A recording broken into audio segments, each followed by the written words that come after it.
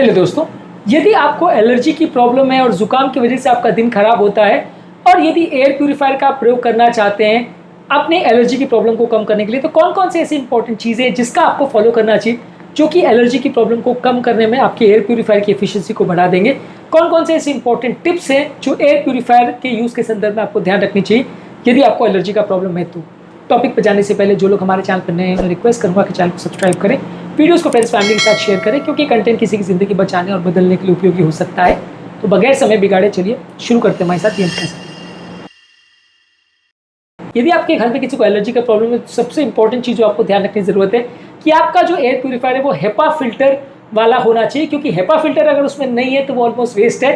0.3 micron जो के size के जो पार्टिकल्स है जो कि सबसे ज़्यादा एलर्जी करवाते हैं, उसको टैप करने में हेपा फिल्टर जो है वो 99.97% तक एफिशिएंट रहता है। ज़्यादातर धूल, पॉलन और जानवरों के बाल इसी साइज़ के होते हैं और यही सबसे ज़्यादा एलर्जी की प्रॉब्लम करते हैं।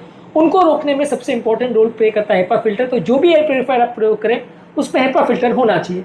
इसके अलावा एयर प्यूरीफायर को आपको ऐसे जगह पर रखना है जहाँ पर आपका ब्रीदिंग जोन है, यानी कि उसको ऐसे जगह पर रखना है जहाँ पे आप सबसे ज़्यादा टाइम स्पेंड करते हैं, जैसे आपका बेड के आसपास या लिविंग एरिया के आसपास। दीवारों से उसको 1 से 2 फीट दूर रखना है और उसको ऐसा जगह पर रखना है जहाँ पर एयर फ्लो मैक्सिमम हो, एयर फ्लो ब्लॉक नहीं होना चाहिए, नहीं तो उसका इफेक्ट कम आएगा। इसके अलावा कई बार आपको ये ध्यान रखने की ज़रूरत है कि उसको दिन भर में एटलीस्ट 8 से 12 घंटे तक चलाएं, खासकर उस टाइम पे जब आप सबसे ज़्यादा सोते हैं या उसके साथ टाइम स्पेंड करते हैं। यदि आप इसको कम टाइम के लिए जला रहे हैं और दिन भर में अगर 2-3 घंटे ही जला रहे हैं तो उतना फ़ायदा नहीं करेगा। मिनिमम 8 से 12 घंटे आपको इसको यूज़ करना है। इसके अलावा जब आप इसको यूज़ कर रहे हैं तो घर के खिड़की दरवाजे, खासकर जब पॉलेंस का एक्सपोजर हो रहा है तो उसको आपको बंद रखने की ज़रूरत है। यदि आप इसका प्रयोग करें और खिड़की दरवाजे अगर खुले हैं तो बाहर से हवा और पॉलेंस आते जाएंगे और आपके फिल्टर प्रॉपर काम नहीं कर पाएगा। तो आपको खिड़की दरवाजे प्रॉपरली बंद रखना है जब आप इसका प्रयोग कर रहे हैं। इसके अलावा आपको फिल्टर को रेगुलरली क्लीन करने की ज़रूरत है। यदि फिल्टर को क्लीन नहीं करते हैं और उसमें मैन्युफैक्चरर के गाइडेंस को फॉलो नहीं करते हैं तो वो उतना अच्छा काम नहीं करेगा। हर 3 से 6 महीने में आपको फिल्टर को क्लीन करना है, नहीं तो फिल्टर क्लॉग हो जाएगा और वो फिर से वो एलर्जिन जो एक बार उसने ट्रैप कर लिया उसको रिलीज कर देगा, जिससे आपको वापस प्रॉब्लम होगी। तो फिल्टर को एटलीस्ट 3 से 6 महीने में क्लीन करना है। हर फिल्टर की मैन्युफैक्चरर के इंस्ट्रक्शंस अलग अलग होंगे तो उसके हिसाब से आपको उसको फॉलो करना है। इसके अलावा फिल्टर के साइज़ को रूम के साइज़ के साथ मैच करें। हर फिल्टर को आपको एडजस्ट करना है रूम के साइज़ के हिसाब से। फिल्टर का एक CADR होता है, यानी क्लीन एयर डिलीवरी रेट, यानी क्लीनिंग स्पीड होता है, जिसको अगर आप ध्यान नहीं रखोगे तो आपका फिल्टर प्रॉपर काम नहीं करेगा। यदि बहुत छोटे फिल्टर को बहुत बड़े कमरों में यूज़ करोगे तो फ़ायदा नहीं करेगा। तो आपको पता होना चाहिए कि फिल्टर का क्लीनिंग रेट कितना है, कितने बड़े कमरे में वो सूट करेगा, उसी हिसाब से उसका यूज़ करना है। इसके अलावा बाकी चीज़ों का भी आपको ध्यान रखना है। ओवरऑल आपको हाथ पाँव का, बॉडी का ध्यान रखना है। ओवरऑल आपको बेडिंग्स को रेगुलरली क्लीन करना है, पर्दों को रेगुलरली क्लीन करना है। ओवरऑल घर पे आपको एलर्जेंस का लोड कम रखना है। यदि आपको बाकी चीज़ों का ध्यान नहीं रखोगे तो फिल्टर भी उतना काम नहीं कर पाएगा। इसके अलावा यदि आप अगर इसको रात के टाइम ज़्यादा प्रयोग कर दे तो अगर किसी को छींक खांसी का या आंखों में खुजली होने का प्रॉब्लम है तो आपको ज़्यादा फायदा देखने को मिलेगा। इसके अलावा ये कुछ लोग को ऐसा लगता है कि अगर आप एयर प्यूरीफायर को बहुत हाई स्पीड में रखोगे तो वो हमेशा अच्छा काम करेगा, ऐसा ज़रूरी नहीं। एक बैलेंस स्पीड को रखना ज़रूरी है। बहुत हाई स्पीड अगर आप फैन को यूज़ करते हो तो वो धूल को सेटल होने नहीं देगा, तो आप उसको मीडियम स्पीड पे रखोगे तो ज़्यादा अच्छा वो काम करेगा। बैलेंस स्पीड रखना चाहिए, जैसा वातावरण है उसके हिसाब से आपको उसकी स्पीड रखनी चाहिए। कुछ लोग को ऐसा लगता है कि एयर प्यूरीफायर जब आपने चालू किया तो सारे एलर्जेंस को तुरंत हटा देगा।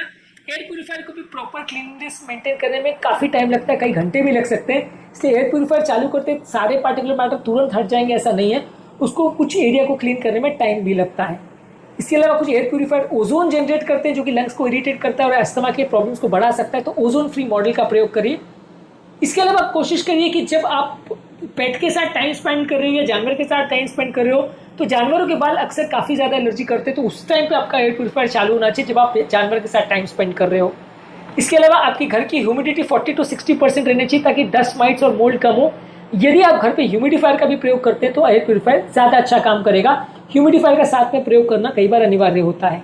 इसके अलावा अगर बहुत ज़्यादा धुआं या फ्यूम्स आ रहे हैं तो वहाँ पे एयर प्यूरीफायर उतना अच्छा काम नहीं करेगा। तो किचन में आपको एग्जॉस्ट फैन का रखना ज़रूरी है, जहाँ सोर्स से बहुत ज़्यादा धुआं निकल रहा है, क्योंकि वहाँ पे एयर प्यूरीफायर उतना काम नहीं अच्छा कर पाएगा। इसके अलावा घर पे आप कोई फ्रेग्रेंसेज या एरोसोल्स का, स्प्रेस, परफ्यूम्स का प्रयोग नहीं करें, उसको एयर प्यूरीफायर भी प्रॉपरली क्लीन नहीं कर पाता। तो फ्रेग्रेंसेज वगैरह का घर पे ज़्यादा प्रयोग नहीं करें यदि आपको एलर्जी का प्रॉब्लम है।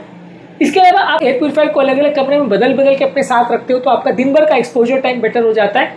तो आपका टोटल जो प्यूरीफाइड एयर आपको मिल रही है वो ज़्यादा मिलेगी, तो एलर्जेंस का एक्सपोजर कम हो जाएगा।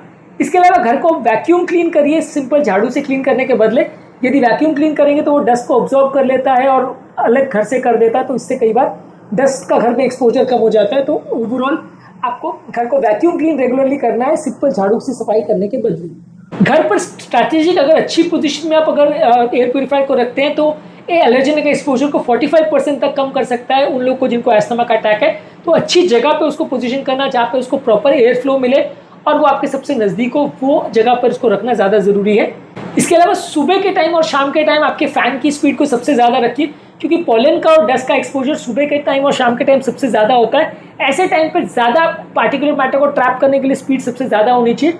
तो अगर जब पॉलन सीजन आ रहा है या जब सबसे ज़्यादा पोल्यूटेंट्स है, उस टाइम पे आपको फ़ैन का स्पीड ज़्यादा रखना है। जब पोल्यूटेंट्स का एक्सपोजर कम है तो फ़ैन स्पीड कम रखना है। इसके अलावा अलग अलग टाइप का अगर आपका एयर प्यूरीफायर है, इसमें बाकी सारे फीचर्स भी हैं। जैसे अगर कार्बन या प्री फिल्टर लेयर है तो वो स्मेल को ट्रैप करेगा, वॉलेटाइल ऑर्गेनिक कंपाउंड्स को ट्रैप करेगा, बड़े पार्टिकुलर मैटर को ट्रैप करेगा। तो इसके साथ अगर आप हेपा फिल्टर को यूज़ करेंगे तो ज़्यादा इफेक्टिव होगा। अगर सिर्फ हेपा को यूज़ करेंगे तो कंपेरेटिवली थोड़ा कम इफेक्टिव होगा। मल्टी लेयर प्रोटेक्शन अगर आप करेंगे तो ओवरऑल एलर्जीज का चांसेस थोड़ा और कम हो जाएगा। इसके अलावा घर की एयर क्वालिटी को रेगुलरली चेक करते रहिए और उसके हिसाब से फिल्टर की सेटिंग्स को चेंज करिए। यदि आप रियल टाइम मॉनिटरिंग घर की एयर क्वालिटी की करेंगे, कितना पार्टिकुलर मैटर 2.5 घर पे उसको आप रेगुलरली ट्रैक करोगे, तो ज़्यादा चांसेस है कि आप अच्छी सेटिंग्स को यूज़ कर पाओगे और ज़्यादा आपको फ़ायदा मिलेगा। घर के पोल्यूशन लेवल्स को रेगुलरली ट्रैक करना भी इसके लिए ज़रूरी है। आज के टॉपिक में हमने बात करी कि घर पर यदि आप एयर प्यूरीफायर से सबसे ज़्यादा बेनिफिट पाते ना चाहते हो तो क्या क्या चीज़ें आपको करनी चाहिए, क्या क्या बातों का आपको ध्यान रखने की जरूरत है। यदि आपको एलर्जी का प्रॉब्लम है और आप घर पे एयर प्यूरीफायर से एलर्जी को कम करना चाहते हैं, तो उम्मीद करूँगा कि आज के टॉपिक में कुछ नई बातें जानने को मिली होगी। जो लोग हमारे चैनल पर नए हैं उन्हें रिक्वेस्ट करूँगा कि चैनल को सब्सक्राइब करें, वीडियोज़ को फ्रेंड्स फैमिली के साथ शेयर करें, क्योंकि कंटेंट किसी की ज़िंदगी बचाने और बदलने के लिए उपयोगी होगा। आपके कमेंट्स हमें जानने में मदद करते हैं कि आपको हमारा कंटेंट कैसा लग रहा है, प्लस हमारे लिए मोटिवेशन और इंस्पिरेशन का काम करते हैं। इसलिए वीडियोज़ को देखते रहिए, शेयर करते रहिए और हेल्थ के सफर में आगे बढ़ते रहिए।